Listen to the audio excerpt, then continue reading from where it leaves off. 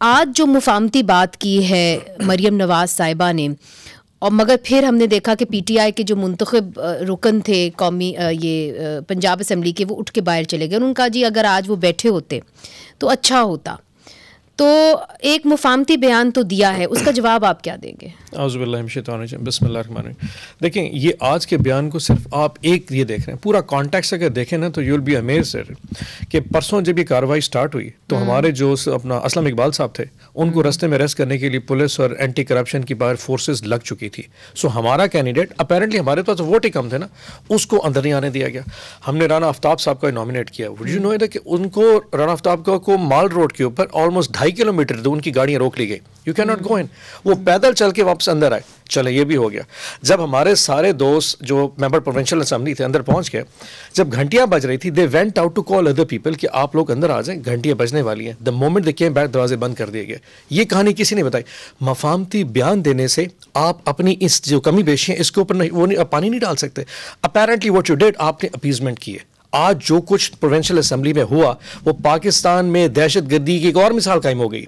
यानी कि आपके पास 200 नंबर है, why do you have to do that? और ये काम किया गया। दूसरी बात ये, आपके घर चोरी हो जाए, ठीक है, और चोर आपको कहे कि जनाब चोरी तो मैं माल तो अपने पास रखूंगा, लेकिन मैं तुमसे सुलह करना चाहता हूं। हमारा मैंडेट चोरी हुआ है। एवरीबॉडी न्यूज कि हम 170-80 सीटें जीत चुके। क्या एक सवाल आपसे पूछता हूं, तो जो पुलिस की जो भी पुलिस आपके खिलाफ कार्रवाई करी वो इनके कहने पे तो नहीं कर रही? आप कौन है इस वक्त? अगर ये आज से एक हफ्ता पहले आपको पता है मरियम नवाज एक हफ्ते से 7 क्लब रोड पे बैठ रही हैं, एक हफ्ते से सरकारी प्रोटोकॉल ले रही हैं। जो एंटी करप्शन हेड हैं, जो पुलिस के हेड हैं, जितने आईजी हैं, चीफ सेक्रेटरी साहब हैं, they all reporting to him. How can she get away with that? और इससे छोड़ा, क्या आज तक मरियम नवाज साहिबा ने यह कहा कि मैं जितने रिजल्ट आप चैलेंज कर दें उसमें से एक को हम उठा के फॉर्म 45 पे देख लेते हैं? She never said that. So हमारा जहां पे राइट था, नोबडी सेड अ वर्ड। आज एक मफाहमती बयान देने, do you think you get away with everything? That is not the case. आपको बयान मतलब चीजों को थोड़ा सा प्रैक्टिकली बाय एक्शन दिखाना पड़ेगा। ठीक।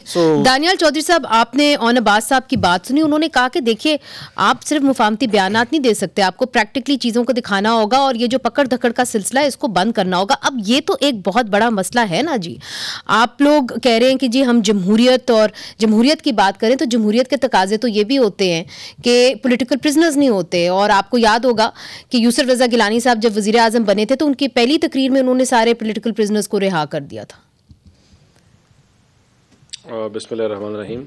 नीचे पहली तो मैं एक चीज़ करूँगा कि आज मरियम नवाज साहिबा का चीफ मिनिस्टर का ओथ लेने के बाद मैं जिस प्रोग्राम में बैठा हूँ, मुझे बड़ी खुशी है। इसलिए क्योंकि जो आपकी वालदा हैं उनकी एक पूरी ज़िंदगी की स्ट्रगल है, और वो वही स्ट्रगल थी जिसकी आज मरियम नवाज साहिबा ने उठाई, और हर खातून इस मुल्क की उठाने की कोशिश करती है। I also feel proud sitting in the program with the right person to speak to, जिसने ये तमाम चीज़ें अपने घर में देखी हैं।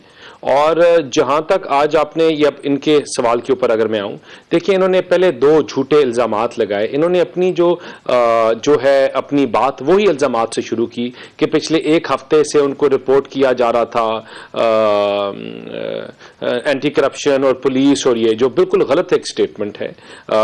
We are one of the closest people to the chief minister, और I have seen the way she is worked, I have seen all my life, she is my political mentor. I have seen कि उनका काम करने का तरीका, ये जो है ना नफरत की जो इंतकामी सियासत, ना वो इस चीज में बिलीव करती हैं, ना उनका इसमें बिलीफ है, और ना कभी की हमने।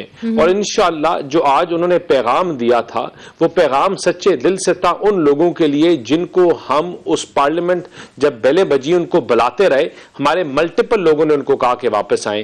फिर इन्होंने एक मिस स्टेटमेंट दी कि वो उनको बुलाने गए थे और वापस नहीं आए थे। अगर जब बुलाने गए थे तो जब इलेक्शन का प्रोसेस पूरा हो गया था तो फिर आप वापस आ जाते ना, फिर किसको ढूंढ रहे थे? दानियाल चौधरी साहब, अब जो पकड़ धकड़ का मामला है पंजाब पुलिस के जरिए हो रहा है, लोग गायब हो रहे हैं, आपको लगता है कि अब चूंकि मरियम नवाज साहिबा ने हल्फ उठा लिया है तो अब ये सिलसिला बंद होगा?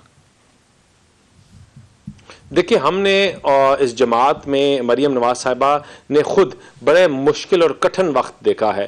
अपने वालिद के सामने उन्होंने अपने आप को गिरफ्तारी दी थी, अपनी वालदा के डेथ बेड के टाइम पे उन्होंने जेल की सलाखों में के पीछे गुजारी, तो वो इस चीज में बिलीव नहीं करती। लेकिन जिसमें लॉ में पेंडिंग केसेस हैं और चीजें चल रही हैं, law will automatically take its own course, वो हमारे हाथ में नहीं है। लेकिन हमारी कोशिश ये होगी, हमारी जमात की ये कोशिश होगी कि हम लोगों के घर ना गिराएं। हमारी कोशिश होगी कि लोगों की माओ बहनों के ऊपर FIRs ना कटें।